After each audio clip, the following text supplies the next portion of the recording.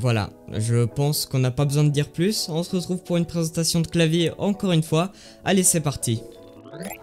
Mais du coup, ce que je vais vous présenter aujourd'hui, c'est le clavier SK68 qui m'a été envoyé par le site EpoMaker. Et vous allez le voir, ce clavier est vraiment incroyable pour son prix. Mais avant de commencer réellement la vidéo, je vais vous laisser comme d'habitude sur le sponsor de la chaîne. Alors vous vous en doutiez bien, la vidéo est sponsorisée par CDK Deals. Mais du coup, CDK Deals est une boutique sur laquelle vous pourrez acheter des clés, des jeux, des logiciels et même des cartes cadeaux pour vraiment pas très cher. Alors nous, on va s'attarder plutôt sur Windows 10 Pro puisqu'il n'est vendu ici qu'à 16 €, ce qui n'est vraiment pas beaucoup. Donc si jamais vous êtes à la recherche d'un Windows 10 Pro pas cher, vous pouvez vous rendre dans le lien qui est en description. Du coup, il vous faudra vous connecter et une fois que vous aurez cliqué sur acheter maintenant, vous pourrez appliquer mon code promo de 30% XR30, ce qui fait que la clé ne coûtera plus que 11 € et c'est vraiment l'un des prix les moins chers que vous trouverez actuellement. Par la suite, vous devrez choisir le mode de paiement de votre choix et après avoir confirmé votre paiement, vous recevrez votre clé. Pour finir, vous devrez vous rendre dans les paramètres de Windows, puis dans activation et il manquera plus qu'à activer votre clé. Et voilà, je vous laisse sur la vidéo.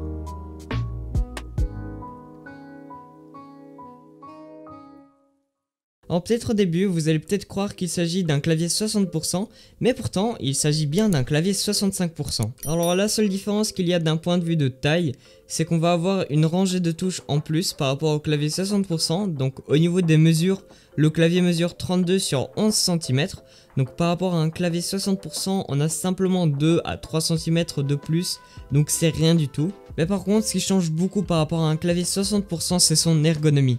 Puisque pour ma part, je trouve qu'au niveau des claviers 60%, le problème c'est qu'on a pas mal de touches qui sont en moins et ce sont la plupart du temps des touches très importantes. Alors ce clavier, il récupère pas mal justement de ces touches, comme par exemple les flèches directionnelles qui sont quand même indispensables pour moi sur un clavier, et également la touche delete, mais également la touche page up, page down. Alors bon, la touche page up et page down c'est peut-être pas forcément les plus importantes, mais en tout cas la touche delete, je trouve qu'elle est indispensable quand il s'agit de faire du montage ou encore de la bureautique. Pour moi, cette touche, elle est vraiment très importante et je peux pas m'en séparer. Et du coup, c'est ça qui me posait énormément de problèmes quand j'utilisais des claviers 60%. Alors bon, vous allez sûrement me dire que, si, on a toujours ces touches sur les claviers 60%, puisque oui, c'est vrai, on peut alterner les touches, mais c'est pas forcément la chose la plus ergonomique, puisque moi, pour ma part, en tout cas, je préfère plutôt avoir des touches directement à portée de main, puisque sur le long terme, on gagne un temps fou. Donc clairement, d'un point de vue ergonomique, c'est tout à gagner par rapport à un clavier 60%. Mais il y a également une autre chose qui est vraiment très spéciale, mais du coup en fait je sais pas vraiment si on peut appeler ça un clavier mécanique, puisque vous allez sûrement me dire mais si c'est un clavier mécanique, regarde il y a bien des switches comme sur les claviers classiques, et vous avez pas totalement tort. Sauf qu'en fait c'est pas vraiment des switches mécaniques, c'est plutôt des switches laser. Alors la différence entre les deux n'est pas vraiment très grande, en tout cas au niveau de leur utilisation, mais au niveau de leur conception, là ça change quand même pas mal, puisque dans une switch mécanique, lorsqu'on presse la touche, une impulsion électrique va passer par les deux embouts métalliques sous la switch, alors que dans une switch laser, il n'y a rien de tout ça. En fait, tout est déjà intégré au PCB, puisque c'est tout simplement un laser qui, dès qu'il sera interrompu par la touche, va s'activer tout simplement. Et du coup, grâce à ça, ça nous permet déjà d'avoir une meilleure durée de vie dans le temps, mais également avoir une meilleure réactivité qu'un clavier mécanique classique. Alors du coup, au final, sur papier, ça reste un clavier mécanique, c'est juste en fait le fonctionnement d'activation qui est différent. Mais du coup, tant qu'on parle des switches, je vais vous parler de celles présentes sur le clavier. Mais donc au final, c'est la même chose puisqu'on aura du Gateron pour la marque, et au niveau des couleurs possibles, on aura du blue, du red, du brown ou encore du black. Mais du coup, moi j'ai reçu le clavier dans sa version avec les switches bleus, et je vais vous faire écouter le bruit à présent.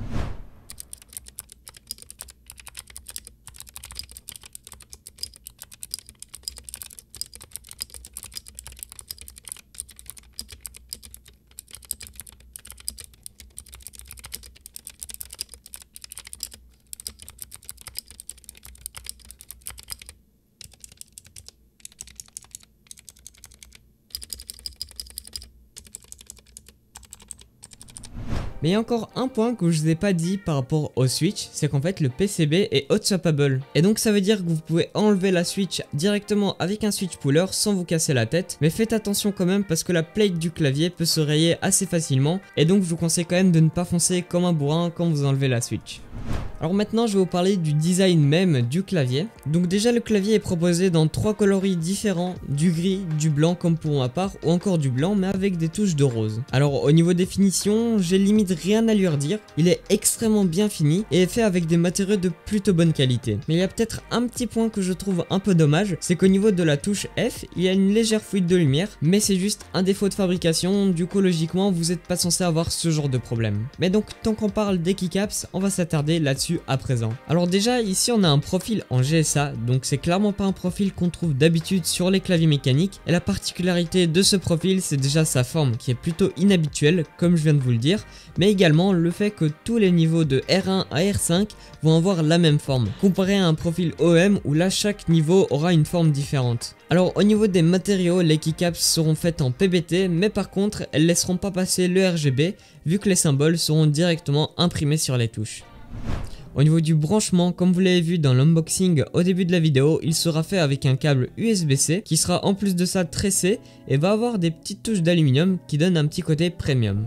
Maintenant on va parler du logiciel, puisque oui, le clavier possède du coup un logiciel, mais il est disponible uniquement sur Windows. Alors j'ai déjà pu tester pas mal de logiciels de clavier et je vais pas vous mentir que c'est peut-être pas le meilleur en termes de facilité d'utilisation, puisque j'ai dû prendre quand même au moins une bonne quinzaine de minutes pour bien comprendre le logiciel. Mais une fois que vous avez bien compris le logiciel, il n'y a aucun problème, ça va aller très facilement. Alors déjà vous pourrez régler le rétroéclairage du clavier, mais carrément créer vos propres animations d'éclairage. Après vous pourrez également gérer en fait le rétroéclairage directement via les touches du clavier, mais c'est toujours plus poussé via le logiciel. Mais par contre un petit bémol, c'est que les animations que vous ferez via le driver ne seront pas aussi fluides que celles présentes par défaut dans le clavier. Après vous pourrez aussi faire des macros et vous en avez même qui sont déjà préfaits, comme par exemple pour League of Legends ou encore Overwatch. Mais ce que j'ai surtout aimé, c'est qu'on puisse totalement remplacer la fonction d'une touche. Du coup moi ce que j'ai fait, c'est que j'ai remplacé les touches page up et page down par augmenter et diminuer le volume, ce qui est bien plus pratique.